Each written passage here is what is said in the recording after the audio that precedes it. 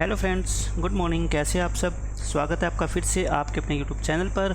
और आज हम स्टार्ट करेंगे परसेंटेज का लेक्चर नंबर 5 और कंसेप्ट बेस्ड लेक्चर की सीरीज़ में ये परसेंटेज का अपना लास्ट लेक्चर होगा। इसके बाद मैं आपको 4 से 5 लेक्चर्स में परसेंटेज के कम से कम 200 से ज़्यादा क्वेश्चंस की आपको प्रैक्टिस करवाऊंगा। ठीक है, वो क्वेश्चन भी काफ़ी इंपॉर्टेंट हो गए, बट आज के लेक्चर में मैं परसेंट के जितने भी परसेंटेज के कंसेप्ट होते हैं वो सारे फिनिश कर दूँगा। जो 2-3 कंसेप्ट रह गए वो आज के लेक्चर में हम ख़त्म कर देंगे। तो कल के लेक्चर को जहाँ पर हमने ख़त्म किया था मैं वहीं से स्टार्ट करता हूँ आज। देखो इसमें क्या कहता है, if the base radius of A right circular cylinder is increased by 40%, radius को 40% से इंक्रीज कर दिया। 40% का मतलब क्या होता है 2/5, ठीक है। और हाइट को डिक्रीज कर दिया 37 एंड 1/2% से, ये कितना होता है आपका 3/8 होता है, ठीक है। ये क्या कर दिया आपको, ये क्या कर दी डिक्रीज हाइट, और रेडियस क्या कर दी इंक्रीज, ठीक है। इन वर्ड्स को ध्यान में रखना है। Find the percentage change in its volume. मुझे बताओ सिलेंडर की जो वॉल्यूम होती है वो क्या होती है, पाई आर स्क्वायर एच, ये होती है ना। यहाँ पे पाई तो क्या है कांस्टेंट है, आर कितनी बार मल्टीप्लाई होता है 2 बार, एच कितनी बार होता है 1 बार। तो आप क्या लिखोगे, देखो इंक्रीज करिए रेडियस कितनी 2/5 यानी कि 5 से कितनी होगी 7, कितनी बार लिखोगे इसको 2 बार, क्योंकि रेडियस की मल्टीप्लिकेशन 2 बार होती है। और हाइट 1 बार लिखोगे। 3/8 डिक्रीज होगी, डिक्रीज का मतलब 8 से 3 कम होगी यानी कि 5 होगी, ठीक है। अब कैलकुलेशन आसान बनाने के लिए मैं ये 5 से 5 कैंसिल, 8 5 जा 40 और ये कितना हो गया आपका 49। मतलब कि ओवरऑल वॉल्यूम आपकी 9 बढ़ गई, 9 बढ़ गई। कितने परसेंट बढ़ गई, 9/40 इंटू 100। आप 20 पे कैंसिल कर दो तो कितना आ जाएगा, ये आपका 22.5 आ जाएगा, ठीक है। 22.5% कितना हो जाएगा आपका वॉल्यूम में इंक्रीज हो जाएगा। बस ये क्वेश्चन है। इसमें देखो क्वेश्चन में क्या कहते हैं, बहुत आसान क्वेश्चन है। The right radius of a cylinder is increase by 120%। यहाँ पे बच्चे ये गलती कर देते हैं, इसमें 120% का मतलब वो 1/5 ले लेते हैं। 120% तो बड़ी है, 120% बढ़ने का मतलब है कि पहले अगर 100% थी अब कितनी होगी 220% होगी, ठीक है। अगर आपको ये समझ नहीं आता आप ऐसे समझा करो, पहले अगर रेडियस 100 थी 120% यानी कि 120 बढ़ गई तो कितनी होगी अब 220। कहने का मतलब 10 से बढ़ के कितनी होगी 22, या मैं कह दूँ 5 से बढ़ के कितनी होगी 11, ऐसे समझ लो। या फिर 120% का मतलब क्या होता है 120/100, 6/5, 6/5 बढ़ गई यानी कि पहले 5 थी तो 6 बढ़ गई यानी कि 11 होगी, ठीक है। तो देखो यही यहाँ पे आया था। तो रेडियस को 2 बार लिखेंगे, 5 to 11, 5 to 11, ये मैंने आपको सोल्व करके दिखा दिया यहाँ पे। और हाइट डिक्रीज होगी कितनी 40% यानी कि 2/5 डिक्रीज होगी यानी कि 5 से कितनी होगी 3। आपको निकालना क्या है, what is the percentage increase in the volume, volume कितने परसेंट बढ़ गई। ये कितना हो गया आपका 125, ये कितना होगा 121, और 121 को 3 से मल्टीप्लाई करोगे 363, कितना बढ़ गया आप देखो। इसमें 363 में से आप 125 माइनस करोगे तो कितना आ गया आपका 238 आ गया, है ना। ये 238 आ जाएगा आपका। तो 238 बढ़ गई वॉल्यूम कितने के पीछे 125 के पीछे, है ना, इंटू 100। 25 पे काट दो, ये आपका आंसर आ जाएगा, ठीक है। तो इसको क्या करो, कैलकुलेशन को आसान बनाने के लिए मैं नीचे क्या बना लेता हूँ 10 बना लेता हूँ, ठीक है। और 8 से ऊपर क्या कर दो मल्टीप्लाई, 8 8 जा 64, 8 8 जा देखो 64, और लास्ट में कितना आएगा देखो 4 आएगा, है ना, क्योंकि 10 से डिवाइड करोगे लास्ट में 4 आएगा, और एक ही ऑप्शन में नहीं 2 ऑप्शन में 4 है, तो आप इसको मल्टीप्लाई कर लेते हैं। 8 8 जा 64 कैरी 6, 8 3 जा 24 30 कैरी 3, और 8 2 जा 16 16 190/10, तो ये कितना आ जाएगा आपका 190.4%, ठीक है। तो बस ये कैलकुलेशन करनी है आसानी से और कुछ भी नहीं है इसमें। इसमें देखो if the radius of a cylinder is decrease by 20%, radius क्या है कम होगी, 20% का मतलब होता है 1/5। बाय हाउ मच परसेंट, ये अच्छा क्वेश्चन है। अब इसमें उल्टा पूछ लिया आपसे, by how much percent the height must be increased so that the volume of the cylinder remains the same, मतलब कि वॉल्यूम सेम रहे। आप मुझे बताओ रेडियस तो डिक्रीज होगी 5 से कितनी होगी 4, और रेडियस को कितनी बार लिखते हैं हम 2 बार लिखते हैं, ठीक है, नो डाउट रेडियस को हम 2 बार लिखते हैं। मैंने आपको बताया था कि वॉल्यूम क्या होती है पाई आर स्क्वायर एच होती है सिलेंडर की, ठीक है। पाई तो कांस्टेंट है, आप वॉल्यूम को मान लो कितना होता है ये आर स्क्वायर एच होता है, ठीक है। यानी कि वॉल्यूम जो है वो इन दो चीज़ों की प्रोडक्ट है। एक चीज़ अगर मान लो 1 से 2 होगी तो मुझे बताओ अगर वॉल्यूम को सेम रखना है तो इसको 2 से 1 होना पड़ेगा ना, ये तो आप जानते हो। इसको क्या होना पड़ेगा 2 से 1। तो मुझे बताओ रेडियस कितनी हो जाएगी 25 से कितनी होगी 16 होगी, है ना। रेडियस 2 बार हम घटाएंगे 20% तो 5 से 4 5 से 4 यानी कि रेडियस ओवरऑल आपकी 25 से 16 होगी, और वॉल्यूम को आपको सेम रखना है तो फिर हाइट क्या करनी पड़ेगी आपको 16 से 25 करनी पड़ेगी। बिल्कुल आसान सा मेथड है। 16 से क्या करनी पड़ेगी 25, कितनी बढ़ानी पड़ेगी 9, 9/16 इंटू 100, ये आपका आंसर आ जाएगा। 4 से काट लो, तो कितना आएगा ये 56 सही 1/4 आ जाएगा, है ना। 225/4 कितना होता है 56 सही 1/4। इतने आप हाइट को क्या कर दो, इतने % से बढ़ा दो। या फिर आप इस तरह से भी कर सकते हो, रेशो मेथड जिसको अच्छे से आता है। देखो 5/4, 5 से 4, 5 से 4। अच्छा, हाइट के बारे में अपने कुछ नहीं पता, मान लो हाइट x से कितनी होगी, y होगी, ठीक है। वॉल्यूम तो क्या है आपकी सेम है, वॉल्यूम तो क्या है सेम, यानी कि इस वॉल्यूम का और इस वॉल्यूम का रेशो कितना है 1। तो आप मुझे बताओ ये रेशो क्या होता था आपका 25x डिवाइड बाय इन तीनों की मल्टीप्लाई 16y इक्वल टू 1/1 लिखते हैं ना। तो यहाँ से x/y कितना आ गया आपका 16/25, यानी कि x बढ़ के y हुआ था, है ना, x बढ़ के y हुआ था, यानी कि 16 बढ़ के कितना हो गया 25। तो देखो वही तो बात है ना, यही मैंने यहाँ पे किया था और यही यहाँ पे, तो बात एक ही है। चाहे आप ऐसे समझ लो कि इस r² में टोटल कितना चेंज आएगा, कितना चेंज आएगा, ये 25 से घट के 16 हो जाएगी। तो हाइट को क्या करना पड़ेगा 16 से 25 करना पड़ेगा, तभी तो वॉल्यूम सेम रहेगी ना। तो ये कंसेप्ट है, ठीक है। तो इस कंसेप्ट के ऊपर जितने भी क्वेश्चन बनते हैं वो मैंने करवा दिए। बाकी प्रैक्टिस सेशन जब मैं आपको करवाऊंगा तो और इसके 5-7 क्वेश्चन मैं कराऊंगा। बाकी इसके क्वेश्चन कभी भी मुश्किल आते नहीं है, ठीक है, आसान क्वेश्चन आते हैं पेपर में, ऐसे ही क्वेश्चन पूछे जाते हैं। अब देखो, अब हम नया कंसेप्ट करते हैं, questions based on Venn diagram. Venn diagram का नाम आपने पहले भी सुना होगा, जिस बच्चे ने +1 के अंदर मैथ पढ़ा है तो पहला चैप्टर ही है सेट्स का, तो सेट्स के अंदर वेन डायग्राम का टॉपिक है वहाँ पे, ठीक है। तो वेन डायग्राम आप यूँ मान लो पूरे मैथमेटिक्स का सबसे ईजी टॉपिक है, इससे आसान कुछ भी नहीं है, आपको भी बिल्कुल आसानी से समझ आ जाएगा। और कोई ज़रूरी भी नहीं होता कि वेन डायग्राम का यूज करना ज़रूरी है, उससे क्वेश्चन सोल्व करना ज़रूरी है, बट वेन डायग्राम का यूज करके कुछ क्वेश्चंस का आंसर आसानी से दिया जा सकता है। इसलिए मैं कहता हूँ वेन डायग्राम को सीखना बहुत ज़रूरी है, ठीक है। और सीखना इसलिए भी ज़रूरी है क्योंकि ये आसान है, कोई ज़्यादा आपके ऊपर बर्डन भी नहीं है ये, तो इसलिए इसको सीख लो। वेन डायग्राम देखो क्या होता है, मान लो हम कहते हैं कि एक क्लास के अंदर 2 लैंग्वेज चलती है, एक हिंदी और एक इंग्लिश, यानी कि क्लास में 2 तरह की लैंग्वेज बोली जाती है। कुछ बच्चे हिंदी बोलते हैं, कुछ बच्चे क्या है इंग्लिश बोलते हैं। हम मान लेते हैं कि 70% बच्चे क्या है हिंदी बोलते हैं और 50% बच्चे क्या है इंग्लिश बोलते हैं, 50% क्या है इंग्लिश बोलते हैं। अब आप कहोगे ऐसा कैसे पॉसिबल हो सकता है कि 70% बच्चे हिंदी बोलते हैं और 50% इंग्लिश, ये तो कुल मिला के 120% हो गए, लेकिन बच्चे तो टोटल 100% होते हैं। तो मैं कहूँगा कि यहाँ पे जो मैं ये बात बोल रहा हूँ ना कि 70% बच्चे हिंदी बोलते हैं, इसका मतलब मेरा कहने का ये है कि वो हिंदी तो बोलते ही बोलते हैं, हो सकता है वो इंग्लिश भी बोल सकते हो, ठीक है। ये क्या है, ये कौन से बच्चे हैं, they speak Hindi, they speak Hindi and can also speak English. मैं कैन की बजाय क्या वर्ड लिखूं, मे, यानी मैं कह रहा हूं ये हिंदी तो बोलते ही बोलते हैं, हो सकता है इंग्लिश भी बोलते हो, ठीक है, पक्का नहीं है लेकिन हो सकता है इंग्लिश भी बोलते हो। इसी तरह से फिर मेरे को बताओ इंग्लिश 50%, इसका क्या मतलब हुआ, ये इंग्लिश तो बोलते ही बोलते हैं, हो सकता है ये हिंदी भी बोलते हो सकता है ये हिंदी भी बोलते हो। और मैं कहता हूँ पूरी क्लास के अंदर एक लैंग्वेज कम से कम बच्चों को ज़रूर आती है, या तो हिंदी और या फिर इंग्लिश, या तो हिंदी आती है और या फिर इंग्लिश आती है।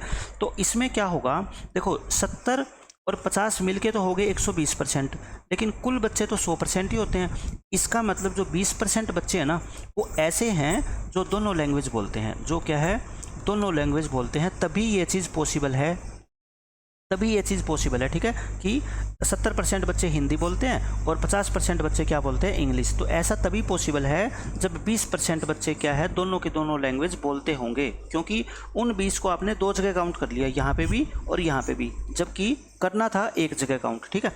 तो वेन डायग्राम से इस क्वेश्चन को हम कैसे सोल्व करेंगे कि कितने बच्चे दोनों लैंग्वेज बोलते हैं, हमें ये निकालना है कि कितने बच्चे दोनों लैंग्वेज बोलते हैं, कितने % बच्चे दोनों लैंग्वेज बोलते हैं। तो आप एग्जाम में तो सीधा ही कर देना कि 70 + 50 कितना होता है 120, तो 100 से जो ज़्यादा होता है ना वो वाले बच्चे होते हैं जो दोनों लैंग्वेज बोलते हैं, ठीक है। मैं इसके अंदर 2 सर्कल बना लेता हूँ, मैं इसके अंदर 2 सर्कल बना देता हूँ, ये एक हिंदी के बच्चों के लिए, एक इंग्लिश के बच्चों के लिए। ये पार्ट क्या है दोनों में कॉमन है, कॉमन का मतलब इसमें वे वाले बच्चे बैठेंगे जो हिंदी और इंग्लिश दोनों बोलते हैं, ठीक है, क्या बोलते हैं दोनों लैंग्वेज। ये तो आपको क्वेश्चन में दे ही नहीं रखा कि दोनों लैंग्वेज कितने % बच्चे बोलते हैं, ये तो आपको क्वेश्चन में निकालना है। तो मैं इस पोर्शन को x मान लेता हूँ, मैंने कह दिया कि x% बच्चे ऐसे हैं जो दोनों लैंग्वेज को बोलते हैं, ठीक है। अब मुझे बताओ इसमें से कौन सा सर्कल ऐसा है जो हिंदी को रिप्रेजेंट करता है, ये वाला सर्कल है ना, ये पूरा जो सर्कल है ना ये आपका हिंदी को रिप्रेजेंट करता है। और हिंदी वाले कितने हैं, 70% है। मैं कहता हूँ ये पूरा सर्कल 70 के इक्वल है, जिसमें से x तो यही वाला है, तो फिर ये बाकी कितना बच गया, 70 माइनस एक्स। ऐसे ही फिर आप कह दोगे ये कितना बच जाएगा, 50 माइनस एक्स। ये कितना बच जाएगा आपका, 50 माइनस एक्स।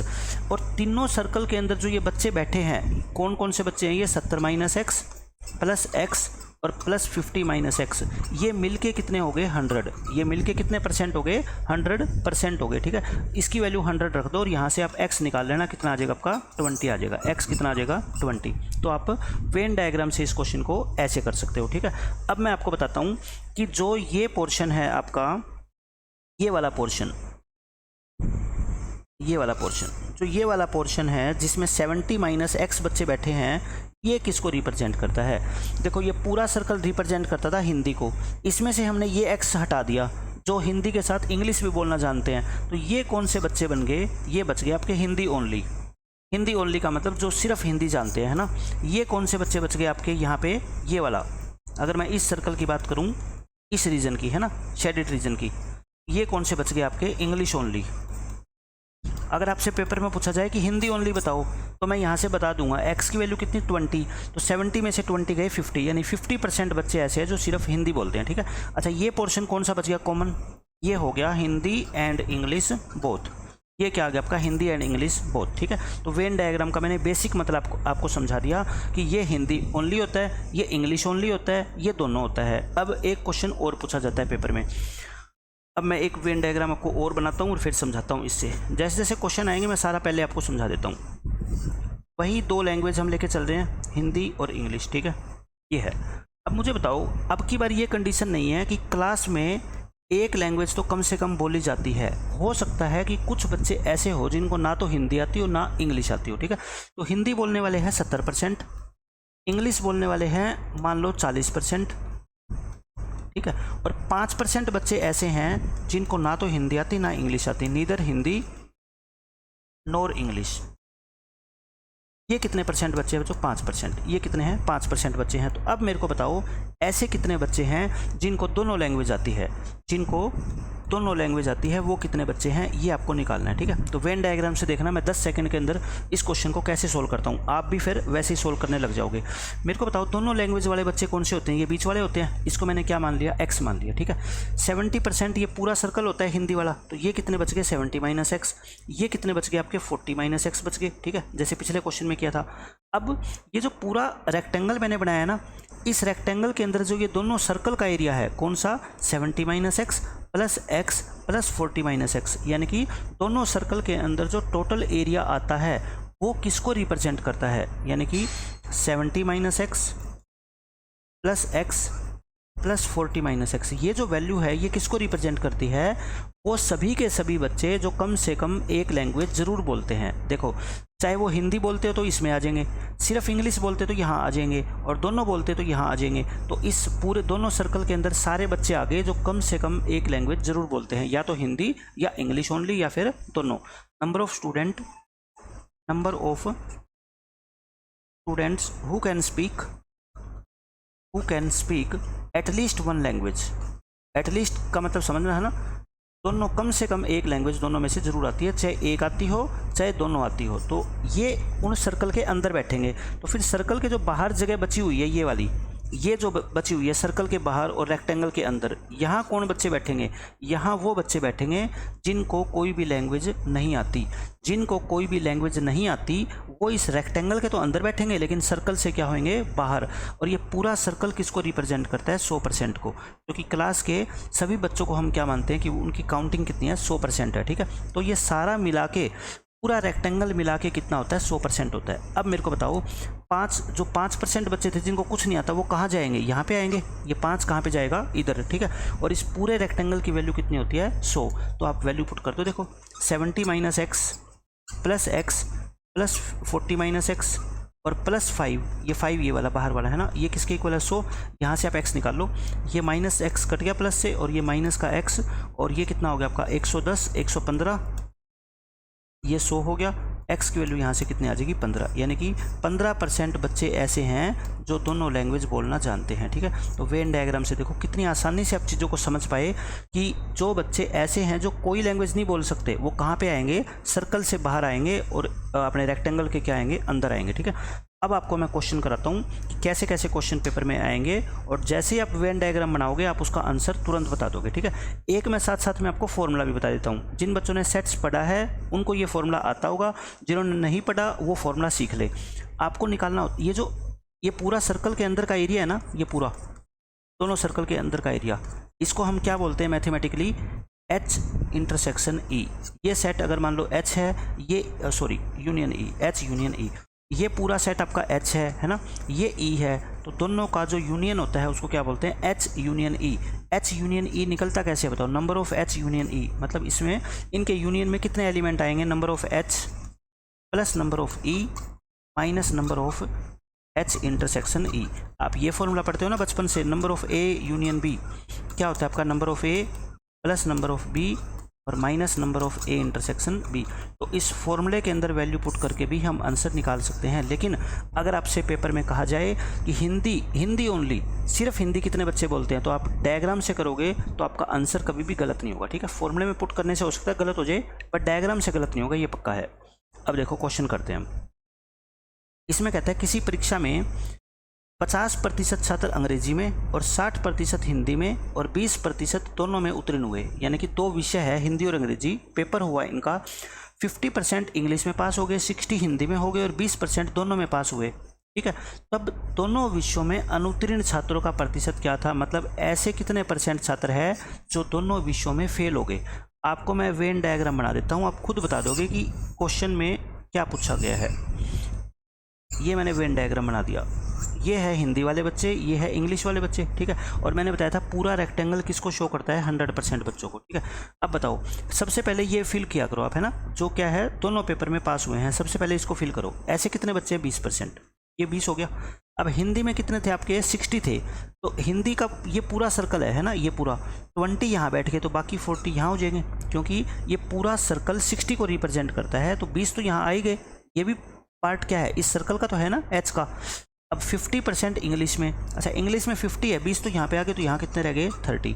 अब मुझे बताओ आप, इन तीनों का सम कितना है, 40, ये कितना 30, 70 और 70 और 20 90, यानी कि सर्कल के अंदर तो 90 बच्चे बैठे हैं, लेकिन बच्चे कितने होने चाहिए टोटल, 100। तो 10 बच्चे कहाँ गए, आप कहोगे 10 बच्चे यहाँ पे बैठे हैं जो दिखाई नहीं दे रहे हैं ना, और वही 10 बच्चे कौन से हैं, देखो ये सर्कल के अंदर कौन से बच्चे बैठेंगे, जो या तो हिंदी में पास होएंगे सिर्फ, या सिर्फ इंग्लिश में पास होएंगे, या दोनों में पास होएंगे। ठीक है, वो बच्चे बैठे हैं, मतलब कम से कम एक सब्जेक्ट में पास होना ज़रूरी है अगर आपको सर्कल के अंदर बैठना है। तो अगर आप दोनों विषयों में फेल हो गए तो आपको सर्कल से बाहर बैठना पड़ेगा। ठीक है, और यही तो वो बच्चे हैं जो दोनों विषयों में क्या हुए हैं, फेल। और आपको यही पूछा था, तो दोनों विषयों में फेल छात्रों का कितना प्रतिशत, तो ये हमारा क्या आ गया आंसर, 10% स्टूडेंट ऐसे हैं जो दोनों सब्जेक्ट में क्या हो गए बच्चों, फेल हो गए। ठीक है, आप यहाँ से सीधा भी कर सकते थे, number of A union B, paper में आप ऐसे करो, A यूनियन B यानी कि A वाले 50, B वाले 60, और दोनों जो इंटरसेक्शन है वो घटा दो, कितने आ गए 90। और ये 90 आने का मतलब होता है एटलीस्ट 1 सब्जेक्ट इज पास्ड, यानी कि कम से कम एक सब्जेक्ट में तो वो पास हुए हैं। तो 90% बच्चे कम से कम एक सब्जेक्ट में पास हुए हैं, यानी कि 10% ऐसे बच गए जो एक में भी पास नहीं हुए। ठीक है, तो आप सीधा भी आंसर निकाल सकते थे। ओरल क्वेश्चन है, बच्चा कहेगा 50 प्लस 60 110, इसमें से 20 घटाएगा 90, और 100 में से 90 गए, कितना आ गया 10। ठीक है, तो किसी भी तरह से आप कर लो, आपका आंसर हमेशा सही आएगा। इसमें देखो क्या कहता है, in an examination 38% of the students failed in Hindi. अब की बार देखो फेल दे रखा है, ये हिंदी में फेल हो गए, और 32% इंग्लिश में फेल हो गए, और यहाँ पे 24% क्या हो गया, failed in both the subject. तो ये देखो सारा फेल है, ये भी फेल, ये भी फेल, और ये भी क्या है, फेल। तो जब सब जगह फेल हुए हो ना, तो फिर हम वेन डायग्राम बना सकते हैं। ठीक है, ये नहीं है कि 2 जगह फेल और 1 जगह क्या पास। फिर मैं बताऊँगा क्या चेंजेस करना है आपको। तो ये देखो, ये क्या है आपका, हिंदी और इंग्लिश, वही 2 सब्जेक्ट है, हिंदी और इंग्लिश। पहले दोनों वाला फिल किया करो। ठीक है, ये कितने हैं, 24% स्टूडेंट है, 24 को यहाँ लिख दो। अब हिंदी वाले कितने हैं, 38 है, 38 है तो 24 यहाँ आ गए, तो यहाँ 14 हो जाएगा। इंग्लिश वाले कितने हैं, 32 है, 32 में से 24 यहाँ आ गए, तो यहाँ कितने बच गए, 8। तो मुझे बताओ, ये फेल, सारे के सारे जो छात्र फेल हुए हैं कितने, या तो वो हिंदी ओनली में फेल हुए ये वाले, या इंग्लिश ओनली में फेल हुए, या दोनों में फेल हुए। ये सारे मिला के कितने हो गए 14 और आपका 8 कितना हो गया 22, 22 और 24 कितना हो गया 46। 46% स्टूडेंट जो है ना वो फेल है किसमें, एटलीस्ट वन सब्जेक्ट, कम से कम एक सब्जेक्ट में तो वो फेल हुए ही हुए हैं। ठीक है, आपसे पूछा है then what percentage of student passed in both the subject. तो मुझे बताओ फेल होने वाले छात्रों को आप कहाँ पे रखोगे, सर्कल के अंदर, तो सर्कल के बाहर। ये पूरा तो कितना होता है 100, अब ये तो बैठे कितने 46, तो बाकी 100 में से 46 गए 54, बाकी 54 को यहाँ बैठना पड़ेगा। और यहाँ कौन से बच्चे बैठेंगे, जो पास होंगे इसमें बोथ सब्जेक्ट, जो दोनों सब्जेक्ट में पास होंगे वही तो बैठेंगे ना, क्योंकि सर्कल्स के ऊपर तो कब्जा किसका है, फेल होने वाले स्टूडेंट का है। तो पास होने वाले को कहाँ बैठना पड़ेगा, बाहर। टोटल होते हैं 100, इसके अंदर बैठे हैं 46, तो बाहर कितने बैठे हैं 54। और ये बाहर वो स्टूडेंट बैठे हैं जो दोनों विषयों में क्या हुए हैं, पास हुए हैं। क्यों, फेल होने वाले स्टूडेंट तो सारे के सारे सर्कल के अंदर आएंगे, चाहे वो एक सब्जेक्ट में फेल हुए हो चाहे दोनों में फेल हुए हो। ठीक है, ये क्वेश्चन है। अब इसमें देखो क्या कहता है थर्ड में, in an examination 75% candidate passed. यहाँ पे ये चीज़ ध्यान देनी जरूरी है, ठीक है ना। वो पास हुए हैं इंग्लिश में, 68% हुए हैं मैथमेटिक्स में pass. If 60% of the candidate passed, ये पास्ट है, सभी जगह अगर पास्ट होना तो कोई प्रॉब्लम नहीं है, आपका आंसर आ जाएगा इजीली। ठीक है, तो ये पास का है अब की बार क्वेश्चन। इस क्वेश्चन में सारे स्टूडेंट पास हुए हैं, तो हम डायरेक्ट वेन डायग्राम बनाते हैं। ये कौन सा है, इंग्लिश है और एक मैथमेटिक्स, इंग्लिश और मैथमेटिक्स। सबसे पहले वो ये वाला पोर्शन भरो जो दोनों में पास हुए हैं, वो कितने हैं 60%, 60 लिख दो, आप परसेंट को हटा दो। अच्छा, इंग्लिश में कितने आपके 75 है, 60 यहाँ बैठ के तो 15 यहाँ हो जाएंगे। मैथ में 68 है, तो 68 है तो यहाँ पे कितना आएगा आपका 8। तो अब मुझे बताओ ये टोटल कितने हो गए, टोटल होते हैं आपके 100%, है ना। और ये टोटल आपके कितने हुए, देखो ये आपके हुए 75 और 83, तो 100 में से 83 माइनस कर दो, ये बाहर रह गए कितने आपके 17%। और ये पास्ट है, तो यानी कि सर्कल के अंदर बैठे हैं जो स्टूडेंट पास हुए हैं, तो ये कौन से हो गए, फेल वाले हो गए ना।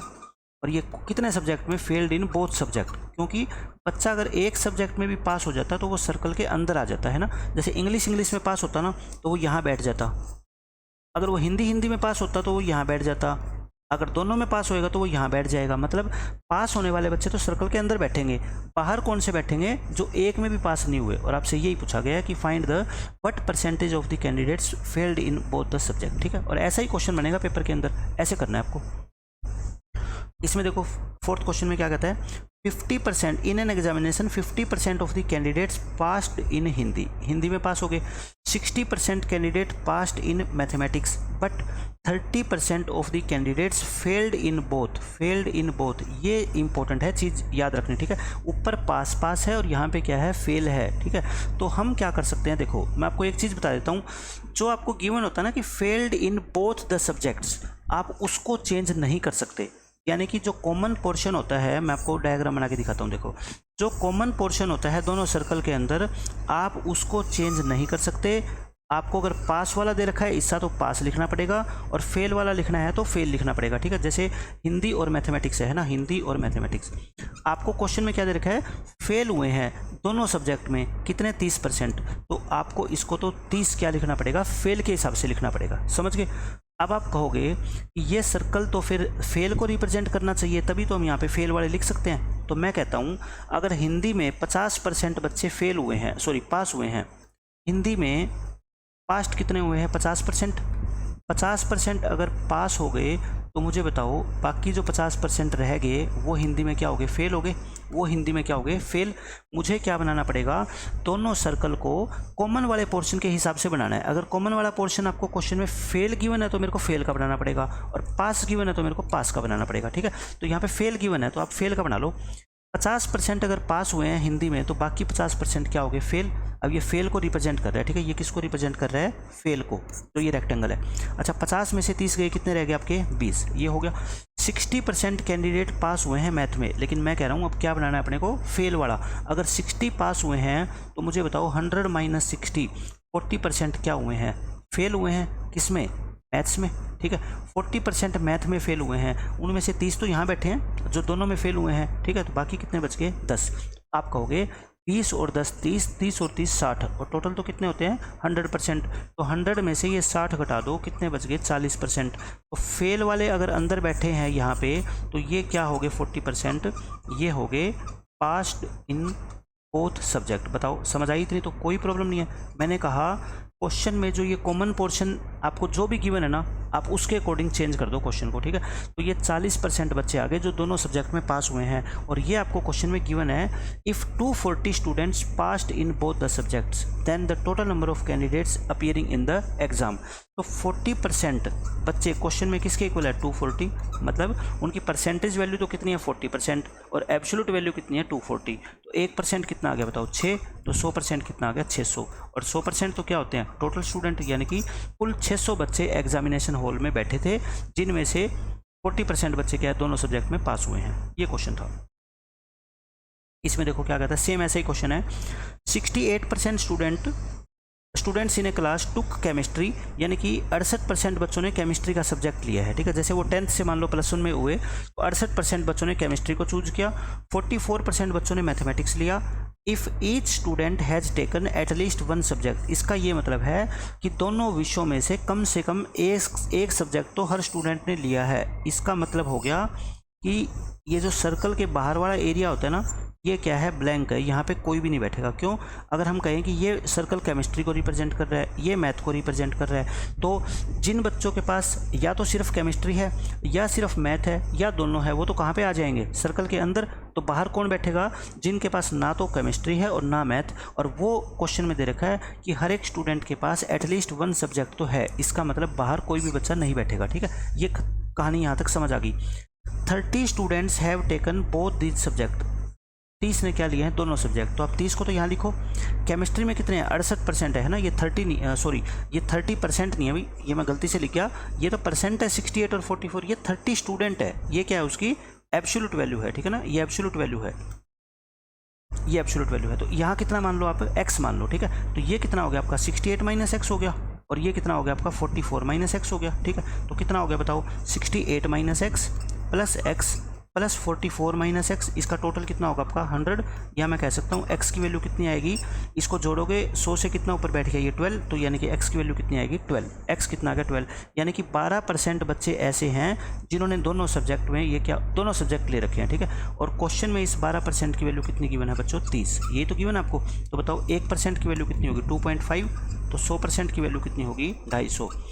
ये आप तो कक्षा में कुल विद्यार्थियों की संख्या पूछी है, तो कुल विद्यार्थियों की संख्या आ गई। यानी कि पहले आपको ये निकालना था कि कॉमन कितने % है। तो मैं कहता हूँ वेन डायग्राम बनाने की भी जरूरत नहीं है, क्योंकि मैंने कहा था 68 और 44 112, ये 100 से कितना ऊपर है 12, तो ये 12% स्टूडेंट ही ऐसे होते हैं जिन्होंने दोनों सब्जेक्ट लिए थे। और 12% की वैल्यू क्वेश्चन में कितना है 30, तो मतलब 2.5 गुना है। 1% की कितनी हो जाएगी 2.5, 100% की कितनी होगी 250। तो जो बच्चा थोड़ा सा मोर देन एवरेज है पढ़ाई में, वो इस क्वेश्चन को ओरली सोल्व कर सकता था, ठीक है। उसको कोई वेन डायग्राम वगैरह बनाने की जरूरत ही नहीं है।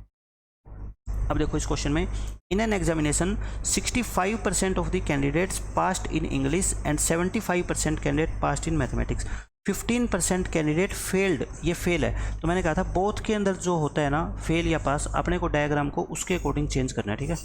अगर नहीं करोगे तो क्वेश्चन का आंसर आपका सही नहीं आ सकता, ये सोच के चलना पहले ही। इंग्लिश और ये क्या है आपका मैथ, बीच वाले कितने हैं 15% बच्चे, ये फेल है, आप ध्यान रखना, ठीक है। अगर इंग्लिश में 65% बच्चे क्या हुए हैं पास हुए हैं, तो 35% क्या हो गए फेल, 35 में से 15 ये बैठ गए, तो यहाँ कितने हो गए 20। अच्छा यहाँ पे मैथ में कितने हैं 75% बच्चे, 75% तो क्या हुए पास हुए हैं, तो 25% क्या हो गए फेल। 25 में से 15 ये रहे, बाकी कितने रह गए 10, ये रह गए 10, ठीक है। अब मेरे को बताओ हम डायग्राम को किसके अकॉर्डिंग चेंज कर चुके हैं, फेल के अकॉर्डिंग। कितने हो गए फेल 20 और 10 30 45, यानी कि 45 हो गए। 100% टोटल होते हैं, तो 100 में से 45 घटा दो, बच गए 55। तो ये 55% कौन से बच्चे हैं, वो है ये who have passed in both the exams, है ना, पास्ड इन बोथ, यही तो बच्चे हैं। क्योंकि फेल होने वाले तो कहाँ चले जाएंगे, सर्कल के अंदर बैठ जाएंगे। बाहर कौन से बच गए, जो दोनों सब्जेक्ट में पास हुए हैं। और ये क्वेश्चन में कितना दे रखा है 880 candidates passed the examination. Passed का मतलब है यहाँ पे एक लाइन और लिख लो, passed in both the subjects, है ना। इसने सिर्फ ये लिख रखा है पास्ट दी एग्जामिनेशन। इसका मतलब है कि इस एग्जामिनेशन की कंडीशन है कि बच्चा तभी पास कर पाएगा जब दोनों सब्जेक्ट में वो क्या है, पास है। बट इसको लिखना चाहिए, ठीक है, कि दोनों सब्जेक्ट में वो क्या हुआ है, पास हुआ है। Then what was the total number of candidates. तो मुझे बताओ 55% की वैल्यू क्वेश्चन में कितनी है, 880। तो आप 100% की वैल्यू तो बहुत आसानी से निकाल पाओगे। इसको 55 से भाग कर दो और 100 से मल्टीप्लाई कर दो, 11 पे काट दो इसको, और ये 16 पे काट दो। कितना हो गया आपका, 1600 आ गया, ठीक है। ये इस क्वेश्चन का आंसर है। तो बिल्कुल सिंपल क्वेश्चन है। वेन डायग्राम में कोई भी क्वेश्चन ऐसा नहीं है जो हम सोल्व ना कर पाएँ, आसान क्वेश्चन आते हैं इसमें। 85 in a school 85% of the student passed in English. ये इंग्लिश में पास हुए। 80% किस में पास हुए, हिंदी में पास हुए। And 150 passed in both. यहाँ पे ये ध्यान रखना होता है, ये परसेंटेज में नहीं दे रखा आपको, ये 150 एब्सोल्यूट नंबर दे रखा है, ठीक है। और कहता है if none of the student has failed in both this subject, यानी कि कोई ऐसा स्टूडेंट नहीं है जो दोनों में फेल हो गया, यानी कि कम से कम एक में तो वो ज़रूर पास हुआ है। तो मुझे बताओ 85 और 80 का टोटल कितना होता है, 85 प्लस 80 165। ये 100 से कितने ज़्यादा है, 65 ज़्यादा है। 100 से कितने ज़्यादा है, 65। तो मतलब ये 65 वो बच्चे हैं जो दोनों सब्जेक्ट में क्या हुए हैं, पास हुए हैं, यही तो मतलब होता है। और दोनों सब्जेक्ट में क्वेश्चन के अकॉर्डिंग कितने पास हुए हैं, 156। तो ये 65% की वैल्यू होगी 156। आपको किसकी निकालनी है, 100% की, क्योंकि आपसे पूछी गई है टोटल स्टूडेंट। बस आंसर आ गया। 13 पे काट दो, ये 5 पे काट दो, 20, और ये कितना आ जाएगा, 240। 240 स्टूडेंट है इस क्लास के अंदर, ठीक है। ये क्वेश्चन है। इसमें देखो in a school 90% of the student passed in accounts and 85% student passed in Hindi and 225 passed in both. ये सेम क्वेश्चन है, एज इट इज़ वही क्वेश्चन है। If none of the student has failed in both then find the total number of student. तो क्या करोगे, देखो 90 और 85 का टोटल कितना होता है, 175, ठीक है। तो बताओ जो दोनों में पास हो गए, पास्ड इन बोथ, वो कितने परसेंट हो गए, 175 में से 100% माइनस कर दो, तो जो 100% से ऊपर होता है वो कौन से बच्चे होते हैं, तो दोनों एग्जाम में पास हो गए। और ये क्वेश्चन में कितना दे रखा है आपको, 225, ठीक है। तो ये 75 का 3 गुना है, तो यानी कि 1% की वैल्यू कितनी आ गई, 3। 100% की वैल्यू कितनी आ गई, 300। 300 ही हमारा इस क्वेश्चन का आंसर है, ठीक है। ये क्वेश्चन बिल्कुल एज इट इज पिछले क्वेश्चन की तरह है। इसमें देखो क्या कहता है, इन a school has some student. उस स्कूल में कुछ स्टूडेंट है। अब ये क्वेश्चन क्या आ गया, देखो इसमें 3 सब्जेक्ट आ गए। 90 student read Hindi, 75 students read mathematics and 58 students read English. तो इसमें 3 सब्जेक्ट आ गए। अभी तक हम 2 सब्जेक्ट पढ़ रहे थे या 2 लैंग्वेज पढ़ रहे थे, लेकिन अब आ गई कितनी, 3 का वेन डायग्राम कैसे बनता है और कौन सा हिस्सा किस चीज़ को रिप्रेजेंट करता है, मैं पहले आपको ये समझाता हूँ, ठीक है। ये देखो पहले मैं आपको ये समझाता हूँ कि 3 का वेन डायग्राम आपका कैसा बनेगा। आप वही रेक्टेंगल बनाओ और इसमें 3 सर्कल बना लो। इस रेक्टेंगल के अंदर क्या करो अब बच्चों, 3 सर्कल बना लो, और तीनों में कुछ ना कुछ पोर्शन कॉमन जरूर होना चाहिए, ठीक है। ये एक सर्कल, ये, और तीसरा सर्कल आप ऐसा बनाओ जो तीनों में कुछ ना कुछ पोर्शन कॉमन हो, ठीक है। ये अब मेरे को बता दो, ये मान लो 3 सर्कल है, एक हिंदी को रिप्रेजेंट करता है, एक मैथ को रिप्रेजेंट करता है और एक इंग्लिश को रिप्रेजेंट करता है, ठीक है। इन तीनों सर्कल में वो कौन सा हिस्सा है जो तीनों के अंदर आता है, वो ये वाला हिस्सा है। मानते हो इस बात को, क्लियर दिख रहा है कि ये हिस्सा तीनों सर्कल के अंदर आएगा। और ऐसे कितने बच्चे हैं जो तीनों सब्जेक्ट पढ़ते हैं, देखो 90 पढ़ते हैं क्या, हिंदी, 75 पढ़ते हैं मैथमेटिक्स, 58 पढ़ते हैं इंग्लिश, 36 पढ़ते हैं हिंदी एंड मैथमेटिक्स, यानी कि हिंदी और मैथमेटिक्स दोनों मिला के वो 36 पढ़ते हैं।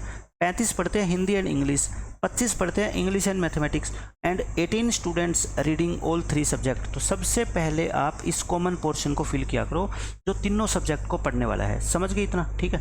अब किस पोर्शन को फिल किया करो, दो जैसे जो हिंदी और मैथ दोनों पढ़ते हैं, तो ये कौन सा हिस्सा है मेरे को बता दो। आपको अगर थोड़ी सी भी नॉलेज है वेन डायग्राम की तो आप तुरंत कह दोगे ये वाला जो पोर्शन है ना, ये वो उन स्टूडेंट को रिप्रेजेंट करता है जो हिंदी और मैथ दोनों पढ़ते हैं। अब मुझे बता दो हिंदी और मैथ कितने पढ़ते हैं, देखो हिंदी एंड मैथमेटिक्स 36 पढ़ते हैं।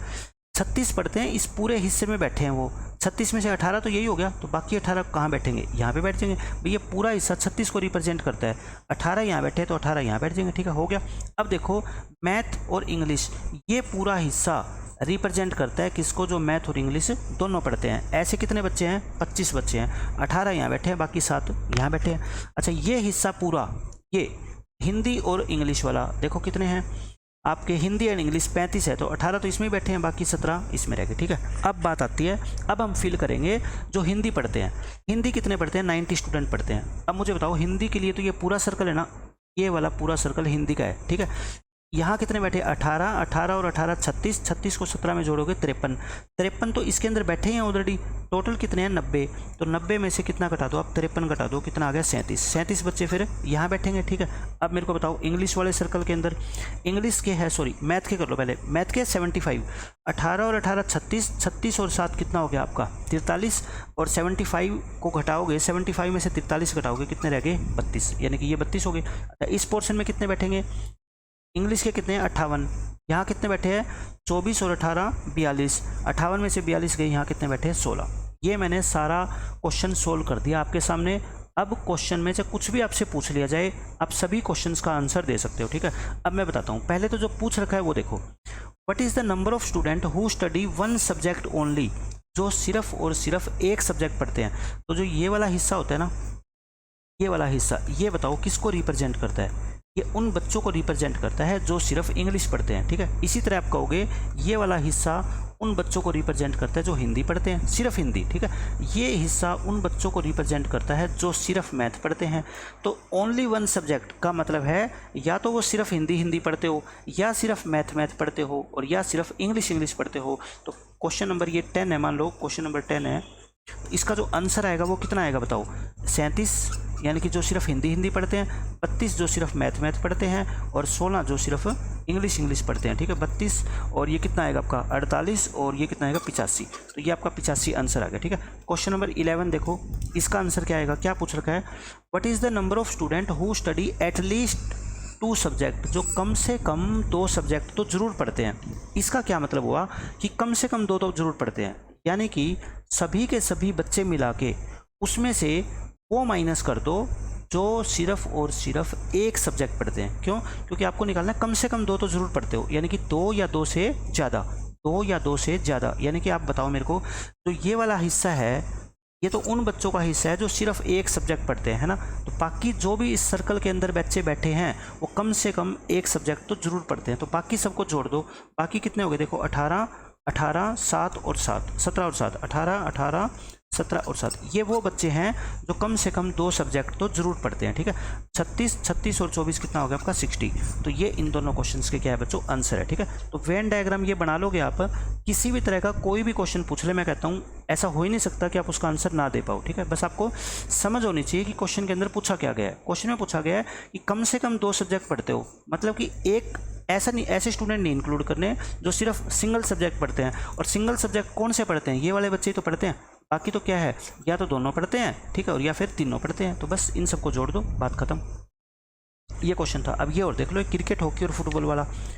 इन a group 35% of the people play cricket. एक ग्रुप है या स्कूल के स्टूडेंट का ग्रुप है मान लो, उनमें से 35% बच्चे क्या है? क्रिकेट खेलते हैं, 50% क्या खेलते हैं? हॉकी, एंड 60% क्या खेलते हैं? फुटबॉल, ठीक है। ये परसेंट से आप कंफ्यूज मत हो ना, आप ये मान लिया करो कि ये टोटल 100 बंदों का ग्रुप है और उसकी कहानी है ये सारी, ठीक है। 18% प्ले क्रिकेट एंड हॉकी। मैं साथ साथ में क्या है डायग्राम बना देता हूँ, क्योंकि अगर आप पहले स्टेटमेंट को पढ़ोगे फिर डायग्राम बनाओगे तो पक्की बात है कि डायग्राम बनाने के बाद फिर से आपको स्टेटमेंट को पढ़ना पड़ेगा। तो जब भी आपको ये लगे ना कि ये तीन गेम वाला क्वेश्चन है, सबसे पहले वेन डायग्राम बनाओ, और जैसे जैसे इसने दे रखी है ना इन्फॉर्मेशन, वैसे वैसे फिल करते जाओ, ठीक है, ताकि हमारा डबल टाइम वेस्ट ना हो पढ़ने में। अब ये मान लेता हूँ मैं क्रिकेट, ये मान लेता हूँ हॉकी, और इसको मान लेता हूँ फुटबॉल, ये है। तो देखो पहले तीनों वाला फिल किया करो। तीनों वाला कितना है? 6% of the people play all 3 game. तो इसमें कितना लिख दो आप? 6 लिख दो। इसमें कितना लिखो? 6। अब बताओ, अब लिखो क्रिकेट और हॉकी दोनों वाला, क्रिकेट एंड हॉकी, ये रहा क्रिकेट एंड हॉकी कितने हैं? 18। तो 6 ये रहे, कितने यहाँ पे कितने आ जाएंगे? 12। अब लिखो हॉकी और फुटबॉल, हॉकी एंड फुटबॉल, ये रहे हॉकी एंड फुटबॉल 16, 6 ये रहे और बाकी 10 ये रहे, है ना। तो अब लिखो कौन सा? क्रिकेट और फुटबॉल, क्रिकेट एंड फुटबॉल 20, 6 ये रहे और 14 ये रहे, है ना। अब लिखो क्रिकेट के टोटल कितने हैं? 35। 12 और 6 18, 18 और 14 कितने हो गए? 32। तो 3 यहाँ पे आ जाएंगे। हॉकी के टोटल कितने हैं? 50। 12 और 6 18, 28, तो 22 यहाँ पे आ जाएंगे। और आपके फुटबॉल के कितने हैं? 60। 14 और 6 20, 20 और 10 30, तो बाकी 30 यहाँ पे आ जाएंगे। अब आपसे जो पूछा है वो निकाल दो। Then tell how many % of the people do not play any game. कितने % ऐसे लोग हैं जो इनमें से कोई गेम नहीं खेलते? मैंने बताया टोटल लोग कितने होते हैं? 100% होते हैं। और जो कम से कम एक गेम खेलता है वो सर्कल के अंदर बैठेगा, यानी कि चाहे वो सिर्फ क्रिकेट खेलता हो, चाहे सिर्फ हॉकी खेलता हो, चाहे सिर्फ फुटबॉल खेलता हो, या कोई 2 गेम खेलता हो या तीनों गेम खेलता हो, वो सर्कल के अंदर आएंगे। सर्कल के बाहर कौन से आएंगे? जो तीनों में से कोई गेम पसंद नहीं करता या नहीं खेलता, ठीक है। तो सारे काउंट कर लो। अब ये देखो कितने हो गए, 3 और 22 25, और ये कितने हो गए आपके 55, और ये 12 और 6 18, 18 और 14 32 42, 55 और 42 कितने हो गए आपके 97। तो 100 में से 97 गए, कितना बच गया 3% हमारा क्या आ जाएगा आंसर, यानी कि 3% बच्चे ऐसे हैं जो कोई भी गेम नहीं खेलते। तो मैंने बताया डायग्राम बना लो, इस डायग्राम से सभी क्वेश्चंस का आंसर आपको मिल जाएगा, ठीक है। मैं इस क्वेश्चन के जरिए आपको क्या है 1-2 चीज़ें बताता हूँ। जैसे क्वेश्चन आपसे पूछ लिया जाता find the number of students या नंबर ऑफ पीपल, या नंबर ऑफ की बात नहीं करेंगे हम, क्या करेंगे परसेंटेज, है ना, क्योंकि क्वेश्चन क्या है percentage of people who play only 1 game, जो सिर्फ एक गेम खेलते हैं उन लोगों की परसेंटेज बताओ। तो आप किन किन को ऐड करोगे, 3 22 और 30, है ना, 3 22 और 30, ये कितने हो गए आपके 55%। इस क्वेश्चन का आंसर ये होगा। अगर आपसे पूछ ले percentage of people who play at least 2 games, जो कम से कम 2 गेम तो ज़रूर खेलते हैं, तो आप कह दोगे कि इन सर्कल के अंदर ये मत ऐड करो, ये वाले, है ना, क्योंकि ये तो एक ही गेम खेलते हैं, बाकी सारे ऐड कर दो।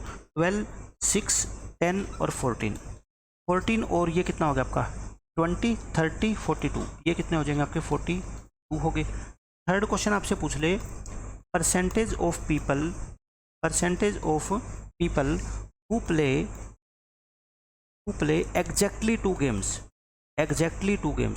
जो सिर्फ और सिर्फ 2 गेम खेलते हैं, यानी कि कौन से सिर्फ 2 गेम खेलते हैं, मतलब ना 2 से कम और ना 2 से ज़्यादा। तो मुझे बताओ इसमें आप किन पीपल को इंक्लूड करोगे।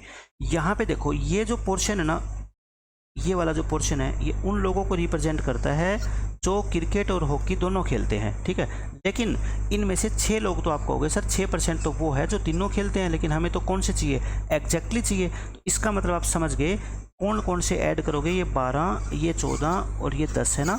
ये ऐसे लोग हैं जो एग्जैक्टली 2 गेम खेलते हैं। कौन कौन से, क्रिकेट और हॉकी, 12 लोग हैं, क्योंकि इसमें से ये 6 तो हमने हटाई दिए जो तीनों खेलते हैं।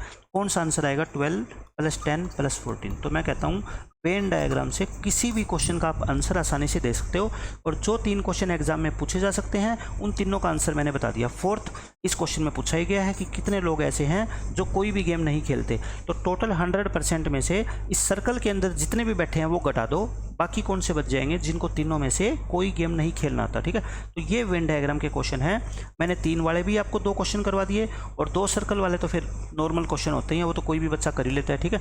3 डायग्राम में क्या है, बच्चा कई बार ये कंफ्यूज हो जाता है कि जो क्वेश्चन में पूछा गया है वो कहाँ बैठे हैं बच्चे, ठीक है। ये मैंने आपको सारे क्वेश्चन बता दिए जो पेपर में बन सकते हैं, इसके अलावा आपसे कोई क्वेश्चन नहीं पूछा जाएगा, ठीक है। तो वेन डायग्राम का आपका ये कंसेप्ट यहीं पे हम खत्म करते हैं। अब नेक्स्ट क्वेश्चन देखो क्या है, नेक्स्ट कंसेप्ट टाइप 12, और ये लास्ट टाइप होगी परसेंटेज में। लास्ट टाइप का मतलब ये नहीं है कि परसेंटेज खत्म हो गया, जो समझाने वाले, जो अलग से फोकस करने वाले जो टॉपिक है वो मैंने आपको सारे पढ़ा दिए, ये लास्ट और पढ़ा रहा हूँ, ठीक है। उसके बाद क्या होंगे, डिफरेंट टाइप के क्वेश्चन होंगे जो मैं आपको प्रैक्टिस सेशन के अंदर कवर कराऊंगा। कम से कम मैं 200 से 250 क्वेश्चन आपको करवाऊंगा, जो बिल्कुल छोटे से छोटे लेवल से स्टार्ट होके और वो हाई लेवल तक होंगे, यानी कि जो बच्चा MTS की या CHSL की भी तैयारी कर रहा है ना, वो उसके भी यूज के होंगे, उनको भी अलग से कुछ भी पढ़ने की जरूरत नहीं है। और अब मैं करवाता हूँ आपको ये last concept of successive decrease. इसका क्या मतलब होता है, देखो आपने कई बार ऐसा क्वेश्चन पढ़ा होगा बुक्स के अंदर कि एक व्यक्ति की इनकम जो है ना, आप फाइंड करो इनकम कितनी है, मान लो हमारे को पता नहीं, ठीक है, इनकम हमें नहीं पता। उसने क्या किया, इस इनकम का 20% खर्च कर दिया किस पे, एजुकेशन पे, अपने बच्चों की शिक्षा पे, अपने बच्चों की पढ़ाई पे खर्च कर दिया, कितना 20%। फिर 30% खर्च कर दिया किस पे, ओन क्लोथ्स, कपड़ों पे, है ना। और फिर 10% खर्च कर दिया इसने ऑन एंटरटेनमेंट, यानी कि मूवी वगैरह देखने पे खर्च कर दिया। और लास्ट में इसके पास आपको बोलेगा ही इज लेफ्ट विद ₹8,000, 8,000 रुपये इसके पास बच गए। तो फाइंड हिज इनकम, उसकी इनकम बताओ, ये पूछ रखा है क्वेश्चन में, ठीक है। तो आप 1 मिनट के अंदर बता दोगे इनकम कितनी होती है, टोटल 100% होती है, सबको पता है ना। उसमें से 20% इसने एजुकेशन पे खर्च कर दिए, 30% क्लॉथ पे और 10% एंटरटेनमेंट पे। टोटल खर्चा कितना हो गया, 60%। तो मुझे बताओ सेविंग्स कितनी होगी। सेविंग्स होगी 100% कमाता था, उसमें से 60 गए, 40% होगी। और 40% की वैल्यू क्वेश्चन में कितनी दे रखी है बताओ, 8000। 40% की वैल्यू कितनी है, 8000। 1% की वैल्यू कितनी होगी, 200। 100% की वैल्यू कितनी होगी, 20000। ये तो कोई भी बच्चा कर देगा सोल्व, है ना। ये क्वेश्चन तो कोई भी बच्चा इसको तो सोल्व कर देगा, क्योंकि इसमें ऐसा कुछ है ही नहीं जो समझ ना आए। लेकिन पेपर में क्वेश्चन ये नहीं पूछा जाएगा। तो अब आप सोचो पेपर में कैसा पूछा जाएगा। एग्जाम में क्वेश्चन ये आता है कि उसने 20% पैसे खर्च कर दिए अपनी इनकम के ऑन एजुकेशन पे खर्च कर दिए। अब मेरे को बताओ, अगर मान लो 100 रुपये आप कमाते हो, उसमें से 20 रुपये एजुकेशन पे खर्च कर दिए, कितना बच गया, 80। अब आपको कहा जाएगा कि 30% ऑफ द रिमेनिंग का मतलब 20 खर्च करने के बाद जो अब आपके पास इनकम बच गई, उसका 30% उसने मान लो क्लॉथ पे खर्च कर दिए। तो क्या लिखा जाएगा, 30% ऑफ द रिमेनिंग। ये रिमेनिंग वर्ड इंपॉर्टेंट है, ठीक है ना। Of the remaining on clothes, इस पे खर्च कर दिए, क्लॉथ पे खर्च कर दिए। और क्या कर दिया, बस अभी इतना छोड़ देगा। And now he is left with rupees मान लो 560। फाइंड हिज सैलरी या फाइंड हिज इनिशियल इनकम, यानी कि स्टार्टिंग में उसके पास कितने पैसे थे, आपको ये निकालना है, ठीक है। अब मुझे बताओ क्या करोगे आप। आपने मान लो मेथड 1 बताता हूँ, इसको तो मैं रेशियो मेथड से आपको 5-5 सेकंड के अंदर सोल्व करना सिखाऊंगा, ठीक है ना। अभी तो मैं सिर्फ आपका बेस बना रहा हूँ कि इसका मतलब क्या है, आपको वो समझ आए प्रॉपर मेथड से। आप मान लो इसकी सैलरी कितनी है, 100 रुपीज़ है, ठीक है। 100 रुपीज़ है, इसमें से 20% इसने एजुकेशन पे खर्च कर दिए। 20% खर्च कर दिए एजुकेशन पे, कितने बच गए, 80 बच गए। अब जो बच गए उसका 30%, यानी कि 30% 80 का कितना हो गया, 24 रुपये। ये किस पे खर्च कर दिए, क्लॉथ पे। तो कितने बच गए, 56 बच गए। और क्वेश्चन में क्या दे रखा है, 56 नहीं बचे, कितना कहता है, 560 बच गए। यानी कि 56 की वैल्यू कितनी, 560। 10 गुना है तो टोटल सैलरी भी कितनी हो जाएगी, 10 गुना, यानी कि 1000 रुपये। और 1000 रुपये आपका इस क्वेश्चन का आंसर है, ठीक है। 1000 रुपये आपका इस क्वेश्चन का आंसर है, यही आपको करना है। लेकिन एग्जाम में कैसे करोगे, मेथड नंबर 2, ये देखो मैंने आपको बताया था कि रेशियो मेथड एक ऐसी चीज़ है जो बड़े बड़े क्वेश्चंस को आसान बना देगा, ठीक है ना। मैं बताऊंगा आपको रेशियो मेथड से। रेशियो मेथड लगता ही तब है जब एक ही चीज़ के ऊपर बार बार एक्सपेरिमेंट किए जाते हैं, कभी उसको घटा दिया कभी बढ़ा दिया, ठीक है। अब यहाँ पे भी तो ऐसा ही हो रहा है। आपकी सैलरी तो फिक्स थी स्टार्टिंग में, है ना। उसी सैलरी में से आपने एक बार 20% खर्च कर दिया, फिर जो बची रिमेनिंग पे 30% फिर आपने खर्च कर दिया। तो जब ये रिमेनिंग का कंसेप्ट आएगा ना, तब रेशियो मेथड लगाएंगे। अगर डायरेक्ट आपका कंसेप्ट आ गया ना कि 20% यहाँ खर्च कर दिया, 30% यहाँ, 10% यहाँ, जैसे मैंने पिछला एग्जांपल दिया था, तब रेशियो मेथड नहीं लगा सकते। रेशियो मेथड कब लगता है, जब 10% से घटने के बाद कोई वैल्यू नई हो जाती है पहले से, फिर उसके ऊपर हम एक्सपेरिमेंट करें, तब रेशियो मेथड लगता है, ठीक है। या तो वो वैल्यू घटती हो या फिर बढ़ती हो, अदरवाइज रेशियो मेथड नहीं लगेगा, फिर स्ट्रेट फॉरवर्ड मेथड लगेगा। अब देखो 20% एजुकेशन पे खर्च कर दिया। रेशियो मेथड में हमेशा आप एक बात याद रखना, इधर आपकी इनिशियल अमाउंट होती है, यहाँ पे आपकी फाइनल अमाउंट होती है। यहाँ पे क्या होती है, फाइनल अमाउंट होती है। अब मुझे बताओ 20% का मतलब क्या होता है। 20% का मतलब होता है 1/5 खर्च कर दिया आपने एजुकेशन पे। इसका मतलब आपकी इनिशियल आपके पास कितने रुपए थे, 5 थे, आपने 1 क्या कर दिया खर्च, तो कितने बच गए, 4। आपको हमेशा ये लिखना है स्टार्टिंग में कितने थे और बच कितने गए, ठीक है। फिर 30% ऑफ द रिमेनिंग, 30% का मतलब क्या होता है, 3/10। इसका मतलब क्या है, अब आपके पास अगर 10 रुपये बचे हैं तो आपने 3 रुपये क्या कर दिए खर्च, यानी अब आपके पास 10 बचे हैं, 3 खर्च कर दिए, तो कितने रह गए, 7 रुपये। अब बताओ बस खत्म। यानी कि इन दोनों की मल्टीप्लाई करो 50, इन दोनों की मल्टीप्लाई करो 28। अब इस क्वेश्चन का मतलब इतना रह गया कि अगर आपके पास स्टार्टिंग में 50 रुपये थे तो एंड में आपके पास कितने बच गए, 28 रुपये बच गए। ऐसा 2 बार करने के बाद, ठीक है, बस क्वेश्चन खत्म हो गया। लेकिन ये तो कहता है 560 बचे हैं, तो आप कह दो कि इसकी वैल्यू 560 है, यानी कितने गुना है, 20 गुना। ये भी 20 गुना हो जाएगा, और कितना हो गया, 1000।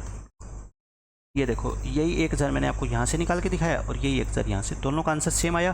तो अब आप देख लेना आपने रेशियो मेथड यूज करना है या ये वाला मेथड यूज करना है, ठीक है। बट मैं आपको फिर से बता देता हूँ, रेशियो मेथड सिर्फ तभी लगेगा जब क्या हो, आपका सक्सेसिव चेंज हो। सक्सेसिव का मतलब एक बार वैल्यू मान लो आपने बढ़ा दी, तो जो दूसरी बार जो एक्सपेरिमेंट करेंगे उसको घटाएं या बढ़ाएंगे, वो नई वैल्यू को घटाएं बढ़ाएंगे, ओरिजिनल वैल्यू को नहीं। अगर ओरिजिनल वैल्यू को घटाना बढ़ाना हो तो मैंने जो पहला एग्जाम्पल आपको दिया था बिल्कुल स्ट्रेट फॉरवर्ड वैसे करना है। 20, 30 और 10 तीनों का सम कितना हो गया 60 को ऐसे ऐड करना है आपको, ठीक है।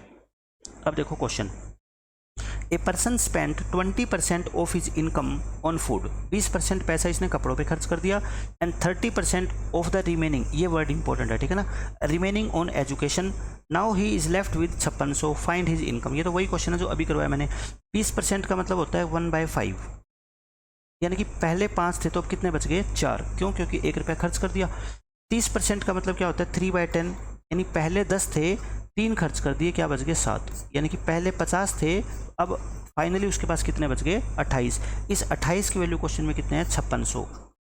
तो ये 2 से गुना करके और 2 जीरो लगाई गई है, तो इसको भी आप 200 से गुना कर दो। ये 5 को 2 से करोगे 10 और 3 जीरो लगा दो, यानी कि 10,000 रुपये।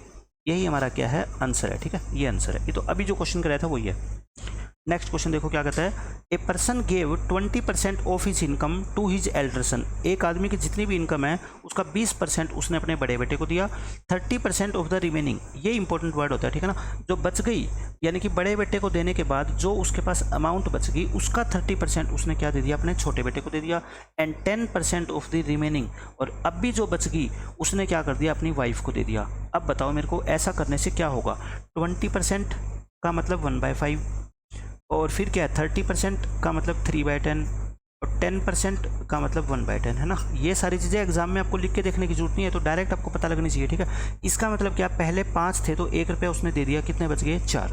पहले 10 थे 3 उसने दे दिया, कितने बच गए 7। पहले 10 थे 1 उसने दे दिया, कितने बच गए 9। इनकी क्या कर लो मल्टीप्लाई, अगर आपको काटना है ना तो काट भी लिया करो, ठीक है। ये 25 और ये आपके कितने आ गए 250 आ गए, और ये 14 9 जा, ये कितना होता है 126।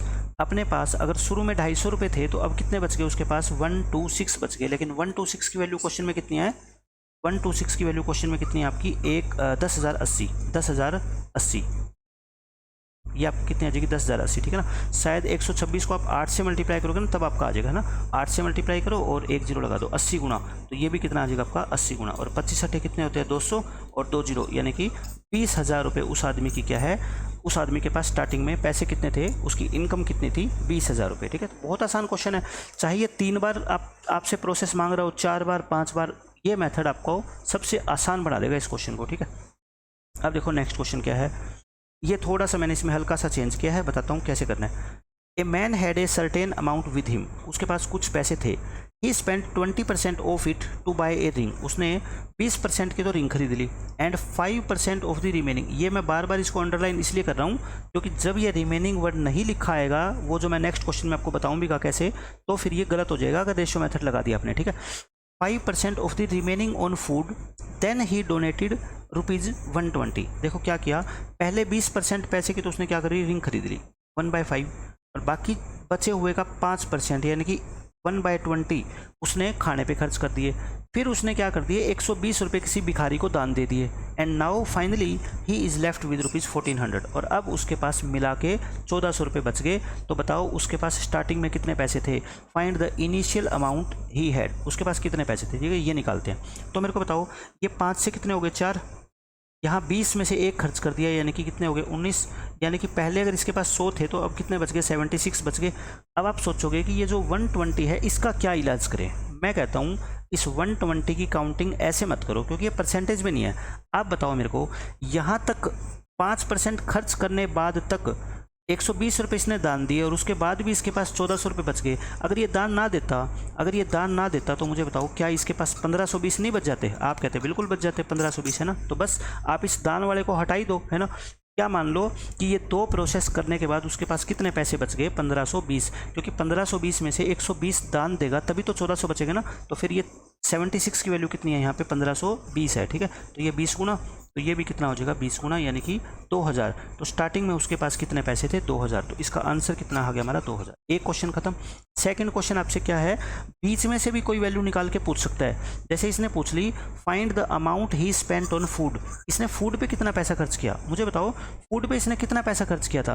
पहले 2000 रुपये इसकी इनकम थी, है ना, इसमें से 20% इसने खर्च किया किस पे, रिंग खरीदने में। 20% होता है इसका 400, यानी कि बच गए कितने, 1600। अब 1600 का 5% इसने खर्च किया है फूड पे, है ना। 1600 का कितना, 5%, यानी कि कितना हो गया आपका 80 रुपये। इस क्वेश्चन का आंसर क्या आएगा, 80 रुपये। तो ध्यान से करना है ऐसे ऐसे क्वेश्चन को ताकि गलत ना हो, ठीक है।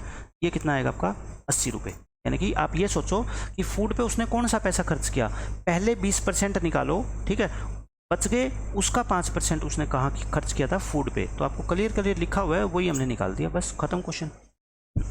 इसमें देखो क्या कहता है, out of his total income mister Singh spends 20% on house rent. 20% वो घर का किराया दे देता है, 70% of the remaining on clothes, और बाकी बचा हुआ 70%, यानी बाकी बची हुई राशि का 70% वो खर्च कर देता है कपड़ों पे। और बाद में उसकी सेविंग कितनी होगी, 1800। मतलब फिर भी उसके पास 1800 रुपये बच जाते हैं। तो बताओ उसकी इनकम कितनी है। तो बिल्कुल आसान क्वेश्चन है।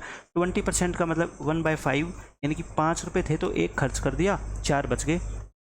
70% का मतलब 7/10, यानी कि 10 में से 7 खर्च कर दिए, कितने बच गए, 3। तो यानी कि 50 अगर उसके पास इनकम थी स्टार्टिंग में, तो उसके पास फाइनली कितने बच गए, 12 रुपये। और 12 की वैल्यू कितनी है क्वेश्चन में, 1800। 12 की वैल्यू कितनी है, 1800। तो ये कितने गुना होगी आपकी, 150 गुना होगी ना। ये कितने गुना होगी, 150। इसको भी 150 से मल्टीप्लाई कर दो। 15 को 5 से करोगे 75 और 2 जीरो है ना, 7500 आपका क्या हो जाएगा, आंसर हो जाएगा। तो ये 4 क्वेश्चन तो थे बिल्कुल इजी। अब जो 5th क्वेश्चन है, लास्ट क्वेश्चन है, आप परसेंटेज चैप्टर का ये मानो, उसमें ज़रा सा चेंज है। आप देखो क्या चेंज आएगा उसमें। मैंने इसलिए ये सारे क्वेश्चन यहाँ पे लिए हैं ताकि एग्जाम में आप किसी भी तरह का क्वेश्चन देखो तो उसमें गलती ना करो, आपको पता लग जाए कि कहाँ मिस्टेक होने के चांस रहते हैं, ठीक है। A man gives 50% of his money to his son. एक आदमी के पास जितना भी पैसा था उसने उसका 50% अपने को बेटे को दे दिया, एंड 30% टू हिज डॉटर, और 30% अपनी डॉटर को दे दिया। अब मुझे बताओ यहाँ तक क्या आपको कहीं ये लग रहा है कि मैंने रिमेनिंग वर्ड का यूज किया है, भाई 50% सन को दे दिया और बची हुई राशि का 30% बेटी को दे दिया, कहीं नहीं है ऐसा। इसका मतलब इन दोनों को आपको क्या करना है, डायरेक्ट जोड़ना है। यानी कि सन प्लस डॉटर को जो हिस्सा मिला है वो कितना मिला है, टोटल 50 + 30 80, यानी अपनी इनकम का 80% हिस्सा उसने अपने इन दोनों बच्चों को दे दिया। ये मतलब है इस क्वेश्चन का, ठीक है। ही डोनेटेड 80% ऑफ द रिमेनिंग। अब बात आती है कि 80% इन दोनों को देने के बाद जो पैसा बच गया उसका 80% उसने क्या दे दिया, डोनेशन दे दिया, एक ट्रस्ट को, किसी संस्था को उसने दान दे दिया। And now he is left with ₹16,000, और फिर भी उसके पास 16,000 बच गए। How much he had in the beginning. बताओ स्टार्टिंग में उसके पास कितना पैसा था, मुझे बताओ। 80% तो उसने अपने क्या दे दिया। अब इसको 50 और 30 अलग अलग अगर मान के कर लोगे ना तो गलत हो जाएगा। मैं फिर बता रहा हूँ क्वेश्चन, ठीक है, क्योंकि ये सक्सेसिव नहीं है। ये 80% आप एक साथ मानो कि पहले 50% अपने बेटे को दे दिया और फिर 30% बेटी को दे दिया, या 80% उसने क्या है, अलग रख दिया। 80% का मतलब होता है 4/5, यानी कि उसके पास 5 रुपये थे तो उसने 4 क्या कर दिए खर्च, कितना बच गया, 1। अब बाकी बची हुई का 80%, फिर वही 80% मतलब 4/5 तो उसने दे दिया, यानी कि 5 थे, 4 फिर दान दे दिया, कितना बच गया, 1। मतलब अगर स्टार्टिंग में उसके पास 25 रुपये थे तो अब कितना बचा हुआ है, उसके पास सिर्फ 1 रुपया बचा हुआ है। लेकिन 1 की वैल्यू क्वेश्चन में कितनी है, 16,000। 1 की वैल्यू कितनी, 16,000, यानी कि इसको भी क्या कर दो आप, 16,000 से गुणा कर दो। 16,000 से गुणा करने का मतलब क्या है, 25। 16,000 को आप क्या लिख लो, 4 गुणा में 4,000 लिख लो, क्योंकि 25 चौके कितने होते हैं, 100, और गुणा में 4,000 करोगे तो ये कितना आ जाएगा आपका, 4 लाख आ जाएगा, ठीक है। तो शुरू में उस पर्सन के पास कितने थे, 4 लाख रुपए थे। तो मैंने सिर्फ इसमें चेंज इसलिए किया ताकि एग्जाम में कोई बच्चा अगर इसको ऐसे कर देगा कि 50% का मतलब होता है 1/2, यानी 2 रुपये थे तो 1 बच गया। 30% का मतलब होता है 3/10, यानी कि 10 थे तो 7 बच गए। अगर ऐसे कर दिया तो क्वेश्चन क्या हो जाएगा, गलत। क्यों, क्योंकि 30 और 50% है ना, ये सक्सेसिव नहीं है। ये नहीं है कि 50% देने के बाद जो पैसा बचा उसका 30% डॉटर को दिया, नहीं, ऐसा नहीं है। ये अपनी कुल इनकम का 50% उसने सन को दे दिया, 30% उसने डॉटर को दे दिया। तो मतलब आप यही मानो कि 80% उसका चला गया, ठीक है। अब जो बचेगा उसका 80% उसने क्या किया है, दान किया है, ठीक है। तो अब हम परसेंटेज का चैप्टर आई थिंक सारे के सारे क्वेश्चन मैंने खत्म कर दिए। हम अब इस चैप्टर को करते हैं एंड। अब जितने भी मैं क्वेश्चंस कराऊंगा आपको वो रहेंगे प्रैक्टिस सेशन का हिस्सा। प्रैक्टिस सेशंस को कभी स्किप मत किया करो, मैं उसमें बहुत इंपॉर्टेंट क्वेश्चन लेके आता हूँ, ठीक है। जितने भी छोटे से छोटा एग्जाम मान लो आप, चाहे कोई टीचिंग एग्जाम हो जहाँ पे परसेंटेज को बिल्कुल बेसिक लेवल पे पूछा जाता है, एमटीएस का एग्जाम है बिल्कुल बेसिक लेवल के क्वेश्चन आते हैं, ठीक है। सीएचएसएल का एग्जाम है बेसिक लेवल आते हैं, और सीजीएल मेंस जिसमें कुछ हाई लेवल के क्वेश्चन आते हैं, सीपीओ के अंदर भी अच्छे लेवल के क्वेश्चन आते हैं, सीडीएस में भी अच्छे लेवल के क्वेश्चन आते हैं, ठीक है। तो वो सारे के सारे क्वेश्चन मैं इंक्लूड करूँगा ताकि आपके कुछ नए कंसेप्ट भी आप लोग सीखो और आपके पुराने कंसेप्ट की क्या है प्रैक्टिस भी हो जाए। ठीक है, तो thanks for watching this video, मिलते हैं नेक्स्ट सेशन में। Till then bye bye.